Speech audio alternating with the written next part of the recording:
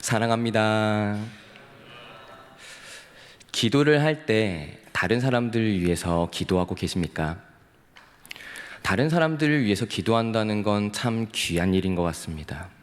한번 생각을 해보면 나를 위해서 기도하는 시간은 참 많은데 다른 사람들을 위해서 기도하는 시간은 좀 적은 것 같습니다. 때로는 나의 삶이 너무나도 벅차고 버거워서 다른 사람들을 위해서 기도하는 그런 시간이 너무나도 힘겨운 그런 상태가 되기도 합니다.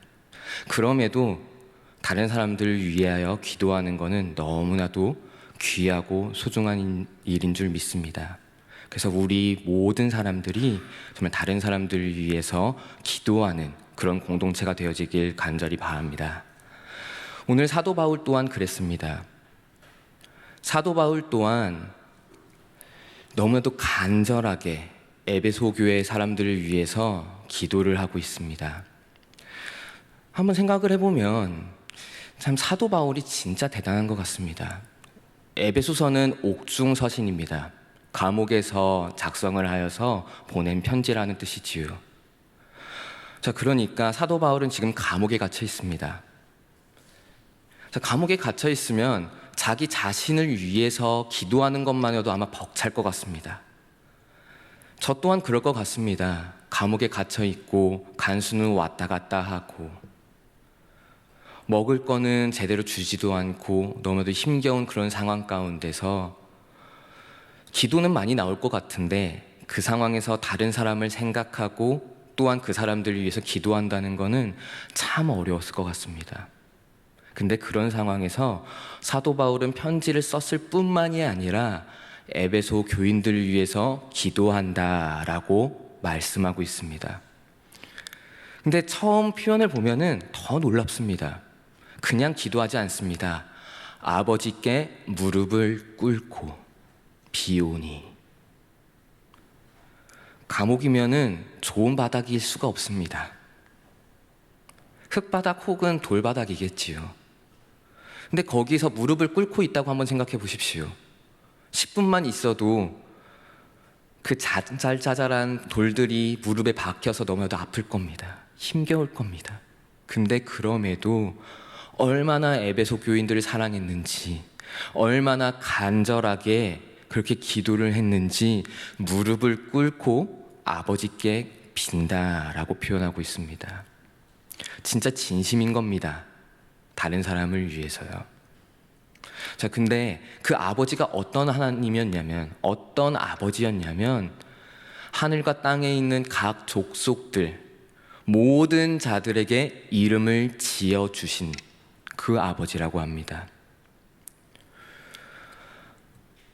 자녀에게 이름을 지어주는 것은 아버지의 특권입니다.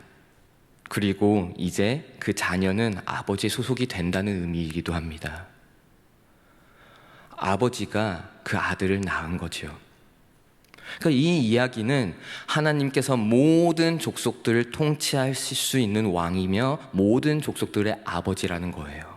그리고 또한 창조주라는 의미도 담고 있습니다. 왜 이런 표현을 담았을까요? 에베소 지역은 아데미 여신이라는 한 신을 굉장히 열심히 숭배했던 지역입니다. 근데 아데미 여신뿐만이 아니었습니다. 다양한 신들, 정말 수없이 많은 신들을 섬겼던 지역이었고 심지어는 마술마저도 신봉했던 지역입니다. 자, 그러니까 이 창조주라는 것을 밝히 보여주는 이유는 너희들이 믿고 있는 그 신들보다 더 위에 있는 신, 더 뛰어난 신이다 라는 표현입니다. 그래서 이 에베소 교인들에게 한 가지를 명확하게 심어주는 거죠. 내가 간절히 빌고 있는 그 아버지는, 너희들과 우리가 믿는 그 예수님은 모든 자들보다 더 뛰어나고 우리가 충분히 믿을 수 있는 그런 분이다. 내가 그분을 향해서 간절히 빌고 있다 라는 표현입니다. 이렇게 간절히 빌고 있는데 그 내용을 하나하나 살펴보면 정말 그 마음이 짠해집니다. 첫 번째로 어떤 걸 간절히 빌고 있었냐면 너희들의 속사람이 강건해지기를 바란다. 성령님의 능력으로 말미암아 너희들의 속사람이 강건해지기를 간절히 바란다라고 표현하고 있습니다. 속사람이 강건해진다는 게 뭘까요? 제가 묵상을 해봤는데 결론은 이거였습니다. 예수님만 붙들 수 있는 믿음이 자라난다는 겁니다. 조금 전에 말씀드렸다시피 에베소 지역에는 너무나도 많은 신들이 있었습니다. 그리고 그 사람들은 이 신도 믿고 저 신도 믿고 그리고 심지어는 마술까지 신봉하는 것이 거리낌이 없던 자들입니다. 자, 그러다가 이제 그 모든 신들을 다 버리고 예수님만을 선택해야 되는 그런 상황인 겁니다. 근데 그 주변 눈초리를 한번 생각해 보십시오. 이상한 사람이 되어 있지 않았을까요? 사람들은 야, 이 신도 좋고 저 신도 좋잖아. 이 두 신 다 믿어. 야, 저 신도 괜찮아 보이네. 저 신도 믿어. 그게 당연한 거야 라고 이야기하는 상황에서 이 사람들은 그 모든 거를 제거하고 딱 예수님만 믿어야 되는 상황입니다. 그 예수님만 믿고 살아나가는 그 사람들을 보면서 아마 좀 이상한 눈초리로 봤겠죠. 쟤네들 좀 이상하네. 쟤네 저렇게 살다가 망할 건데 괜찮나? 이런 상황에 놓여 있다는 겁니다. 그리고 에베소 교인들은 예수님을 만나기 전까지 그런 다양한 신들을 믿는 게 너무 당연했던 사람들이에요. 그렇게 다양한 신들을 믿으며 살아나갔던 그 순간 가운데 얻었었던 이득도 많이 봤을 겁니다. 그러니까 그런 좋았던 기억이 있으니까 아마 많이 흔들렸을 것 같습니다. 그래서 사도 바울이 간절히 빕니다. 너희들의 속사람이 강건해지기를 내가 아버지께 무릎 꿇고 빈다 라고 표현한 겁니다. 그 두 번째입니다. 두 번째 또한 간절히 빈 내용이 있는데 그거는 그리스도께서 너희들의 마음 안에 있기를, 너희들의 마음 안에 계시기를, 믿음으로 말미암아 그렇게 되기를 내가 간절히 빈다라고 이야기합니다. 이 의미는 단순하게 쉽게 이야기를 하자면 그리스도가 그들의 왕이 되기를 간절히 바란다는 이야기일 겁니다. 이제 그들의 삶의 주인이 다른 신들이 아니라 혹은 자신이 아니라 자기 자신이 아니라 예수님 한 분뿐이어야 된다는 겁니다. 근데 저는 여기서 한 가지 더 그 의미가 있다고 생각합니다. 먼저 예화부터 말씀을 드리겠습니다. 만약 우리 교회 밖에서 불이 난다고 한다면 그 뜨거움을 느끼실 수 있겠습니까? 아니지요. 그렇다면 반대로 지금 이 본당 한가운데서 불이 난다고 한다면, 그러지 않아야 되는데 만약에 난다고 한다면 뜨거움을 느끼지 않겠습니까? 그치요. 그렇습니다. 예수님은요, 우리가 살아나가는 그 모든 순간에 우리들의 삶의 가운데 관여하고 계십니다. 우리가 믿기 전에도 사실은 예수님은 우리들의 삶 가운데 관여하셨고 우리들의 삶을 인도해 나가고 계셨습니다. 믿지 않는 자들도요. 이 세상을 운영하시는 분이시니까 우리가 먹듯이 믿지 않는 자들도 다 먹지요. 우리가 잠을 자듯이 믿지 않는 자들도 다 잠을 잡니다. 그렇게 하나님은 그런 것들을 허락하셨습니다. 자, 근데 예수 그리스도가 마음 안에 있는 자와 아닌 자의 결정적인 차이는 이겁니다. 믿지 않는 자들은 예수님이 그것을 주셨다는 걸 느끼지 못합니다. 본당 밖에서, 저 교회 밖에서 불이 난 것처럼 그것을 느끼지 못합니다. 근데 예수님이 우리 안에 있는 자들은 그 모든 것 하나하나를 다 느낄 수 있을 겁니다. 믿음으로 말미암아라고 표현했지요. 믿음이라는 거는 예수님을 보게 하는 하나의 감각입니다. 동일합니다.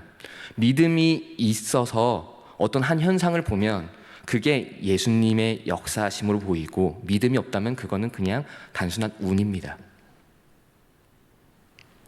그런 겁니다. 그리스도가 너희들 마음 안에 있기를 내가 간절히 빈다라는 표현은 예수님이 우리들의 주인이라는 것을 확실하게 인식한다라는 것뿐만이 아니라 예수님이 우리들의 삶 가운데 역사하신다는 것을, 너희들을 붙잡고 끌고 나아가고 계시다는 것을 너희들이 느끼기를 원한다 라고 이야기할 수 있습니다. 마지막 세 번째로 사도 바울은 또한 간절히 무릎 꿇고 빌고 있습니다. 무엇이냐면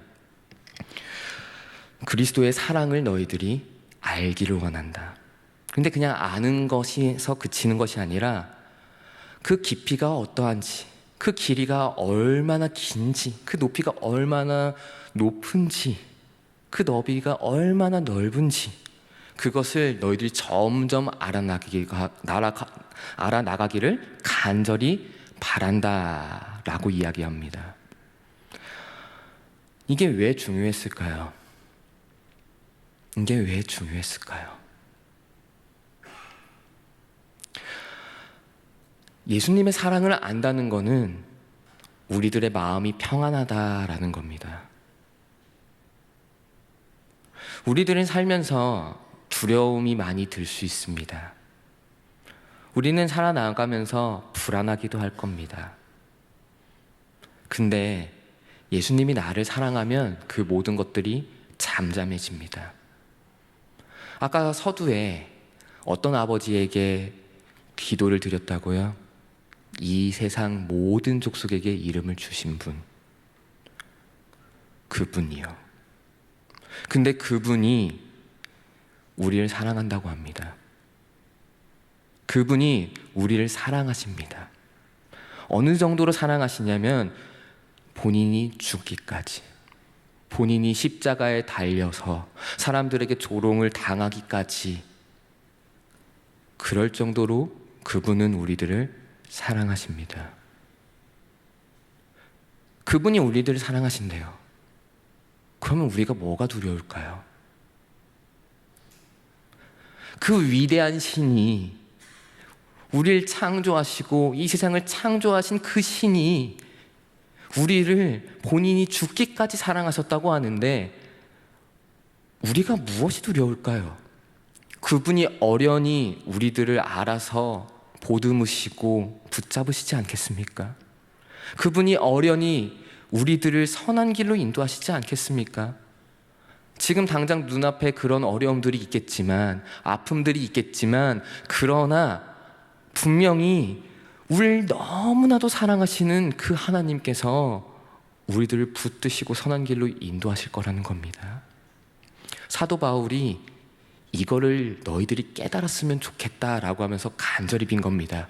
하나님의 사랑을 알기로 원한다. 너희들이 그 사랑의 뿌리를 받고 터가 굳어져서 그 사랑이 계속해서 너희들에게 공급되어져서 날마다 그 사랑이 얼마나 깊은지, 얼마나 대단히 너희들을 사랑하는지 너희들이 하나하나 알아나가기를 원한다.